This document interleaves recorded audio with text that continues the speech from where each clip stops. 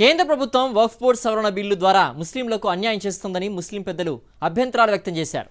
వక్ఫ్ board సవరణ బిల్లుకు వ్యతిరేకంగా విజయవాడలో రౌండ్ టేబుల్ సమావేశాన్ని నిర్వహించారు. ముస్లిం సంఘాల నేతలు వక్ఫ్ బోర్డు చట్టాన్ని తీసుకువచ్చి ఆస్తుని స్వాధీనం చేసుకునేందుకు కుట్ర పన్నారని వారు ఆరోపించారు.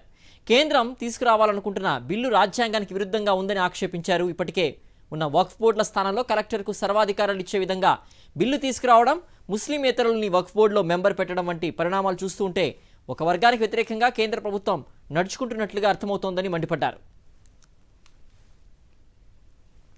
రాష్ట్రంలో అధికారంలో ఉన్న టీడీపీ వక్ఫ్ బోర్డు సవరణ బిల్లుకు అనుకూలంగా ఓటు వేయడాన్ని ముస్లిం సంఘాలు వ్యతిరేకిస్తున్నాయని చెప్పారు. ఇదే బిల్లును వైఎస్ఆర్సీపీ అధినేత మాజీ సీఎం జగన్ వ్యతిరేకించడంపై హర్షం వ్యక్తం చేశారు. ఈ బిల్లుపై టీడీపీ తన వైఖరి మార్చుకోవాలని, ముస్లింలకు వ్యతిరేకంగా ఉన్న బిల్లుకు వ్యతిరేకిస్తూ కేంద్ర ప్రభుత్వంపై ఒత్తిడి తీసుకురావాలని చర్చావేదిక డిమాండ్ చేసింది.